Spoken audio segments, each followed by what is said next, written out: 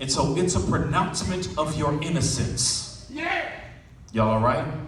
Because you believe in Jesus Christ, there is a pronouncement or a proclamation of innocence over your life.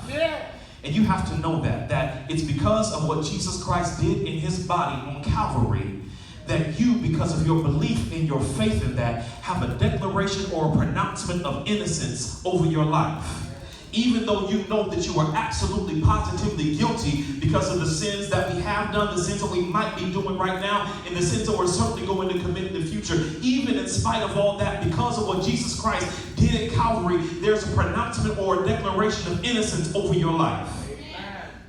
All of that occurs by faith. Y'all all right? So he says, therefore, being justified or pronounced or declared innocent by faith, we have peace with God.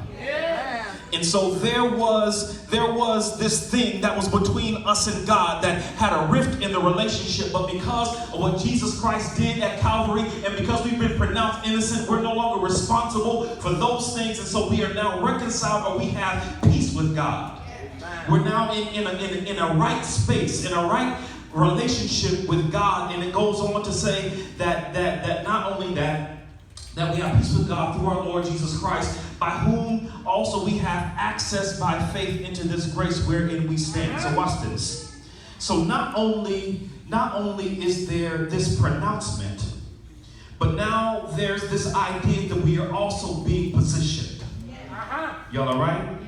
And so we are pronounced, that it has been pronounced or declared that we are justified by faith in Jesus Christ. That we have peace with God. But not only that, but we have access by faith into this grace where we now stand. Y'all all right? Amen. You have to know where you stand before the storm comes. You have to know where you stand before the storm comes. Because of what Jesus Christ did at Calvary, you have to understand that for the believer, everything that happens in the shadow of the cross. Everything that happens in your life happens in the shadow of the cross. Here's what you have to know, is that just because you are a Christian, it doesn't mean that life and chance are not going to happen to you. And that's where we get messed up. Because things begin to happen to us, and we begin to ask the question, why me? But the better question is, why not you? Because life happens to everybody, whether they believe or they don't believe. The difference is that for the believer, because we know where we stand, then the things that we go through have a different level of purpose. Are y'all understanding this? And so God is then able to use the things that happen to the believer in a different way than he uses it for those that don't believe. Y'all get where I'm coming from? And so in light of what Jesus Christ did at Calvary, because I'm living in the shadow of the cross, I know that there is a proclamation of innocence over my life. I know that I'm in a place of peace. I know that I've been positioned in a place of grace, and that is where I reside. That is where I stand. That is where I'm stable. That is where I exist. Amen. Y'all understand? Amen. That's where I exist. But all of that has to come before the storm. Because we understand already that it's not a matter of if the storm comes, it's just a matter of when and what type. Y'all get it? It's just a matter of when and what type. Because the reality is that there will be a number of us that may never have to face the challenges of cancer. But you will have to face the challenges of something. You will have to face the challenges of something. But if you don't know where you stand before the storm comes, then when the wind begins to blow in your life, then you don't know where. You don't know where you're going to end up, because you don't understand that the storm has a purpose even for you. Y'all all right? That's right. Amen. Hope is your healing. You are proclaimed innocent. You are in a peaceful relationship with God. You are positioned in the space of grace or God's favor over your life. That's right. Amen. I think it's important that you understand that you stand in grace. Because if you don't recognize the fact that you stand, that you reside, that you're positioned in grace, then when the storm comes, it will rock your faith to its very core. Yes, it will. Sometimes it's hard to reconcile the fact that even when bad things are happening, that God's favor is still on your life. Teach it, son. Tell it. That's hard to swallow. That even when it doesn't feel good, that God's favor is still on your life. Teach it. Here's where we get caught. You believe, we believe, that everything has to go well in this physical realm in order for us to be the recipients of God's favor. Yeah. But if we're living in the shadow of the cross, we have to remember that Jesus Christ went to Calvary to save your soul, not your body. Amen. Make that difference. Make that difference. Jesus went to Calvary to save my soul, not my body. Teach it. And so, because we live in this body, things happen that are not so good. Y'all understand where I'm coming from? Yeah. But this is all a temporary housing for an eternal being. Yeah. And so when I'm living in the shadow of the cross, I remember that if the doctor gives me a prognosis that is favorable to me, or if he gives me a prognosis that is unfavorable to me, the reality is that I still stand in the favor of God. Because all of this is temporal and temporary. Right. Y'all get it? Right. Because Jesus went to Calvary not to save my body, he went to Calvary to save my soul. Y'all get it? Right. So when I understand that, when I understand the proclamation, when I understand the peace that results from the proclamation, when I understand the positioning in God's grace and the fact that I dwell in that space, then when he says in verse number 3, and not only so, not only am I justified, not only am I reconciled, not only am I positioned in grace, he says in verse number 2, and rejoice in hope of the glory of God. Now watch this. So I have access by faith into this grace. That's my positioning. But because of that, I understand that no matter what happens, God will be glorified. Hello? Because hope is expectation. Yeah. The glory of God means that we will be able to understand his worth by what happens. Y'all understand where I'm coming from?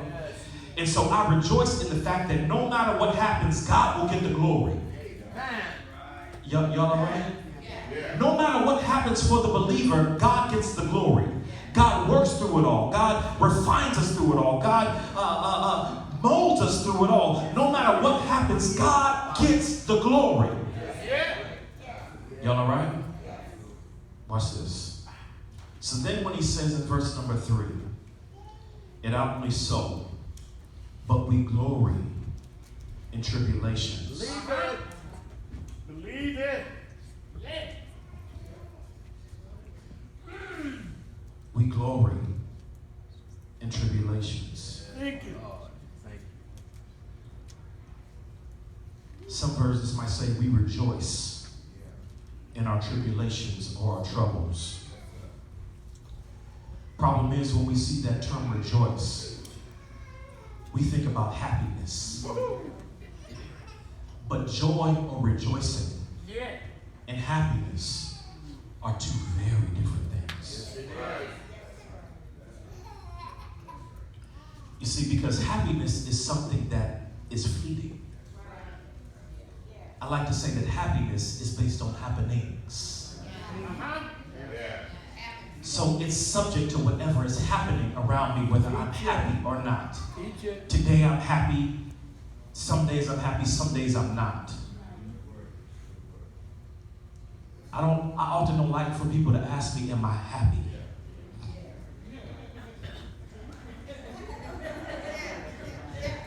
Because sometimes I am and sometimes I'm not, based on what's happening. I want to be happy. I like it when I'm happy. But I better have some joy no matter what. Y'all with me?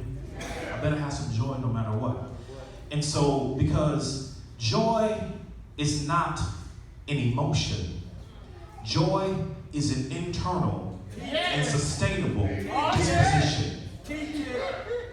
Y'all get it? Joy is an internal and sustainable disposition. As a matter of fact, there's one definition that calls joy exceeding calm delight. Which means that I have this abundance of this calm delight, that I have this middle ground that always keeps me balanced and grounded no matter what's going on around me, because there's going to be some happenings and some circumstances, some that are going to make me happy, other that are going to make me sad. But so I need something that's going to keep me balanced and grounded, because life is just such that sometimes things make me happy and sometimes things make me sad. And if I don't have something that grounds me, then I'm forever on this roller coaster. Have y'all ever encountered somebody that you never know what you're going to get? Right? It's hard to deal with people on a regular basis when you never know what you... I've worked with people. Used to work with somebody that I really like, but I used to have to tell her, like, we never know what we're going to get with you on a daily basis. I literally used to peek my head in the door of the office and kind of try to see which way the wind was blowing. Because literally this person's presence was such that the whole attitude of the office would shift based on their disposition. Her having a bad day dictated the fact that I too was going to have a bad day. Right? Thermostats and thermometers, right? And so she could shift the whole atmosphere based on her disposition. And the spiritual part of me, the preacher part of me, wanted to pull her in my office and say, you don't have no joy, do you? No, I'm serious. You don't have any joy. Because if anything goes wrong around you, it takes you in a direction. And we have to spend all this time trying to reel you back in. Because you don't have anything that's anchoring or stabilizing you. Listen, y'all. Life is going to happen. Amen. Some of it is going to be good, and some of it It's going is to be going to be bad. bad. That's right. Some of it is going to make you happy, and some of it is going to absolutely bring you to tears. But God, by virtue of His Holy Spirit, has given you this thing called joy that allows you to have something that anchors you in the midst of the circumstances of life. That doesn't mean that you don't have a right to feel what you feel. Y'all good church folk that have never been around somebody that's been ill with something that has the potential to be terminal, stop telling people that they don't have a right to feel how they feel. Stop telling people that it's an indictment on their faith if they're sad. That's not true. Amen. It's that you are a human being that has feelings and emotions. And feelings just are. You don't have control over them. You have control over how you respond to them, but you feel how you feel because that's how you feel. Right. Amen. You get it? And just because you feel sad because you're in the midst of going through something, don't think that for one moment that is an indictment on your faith. That's untrue. The fact is that you're just a human being.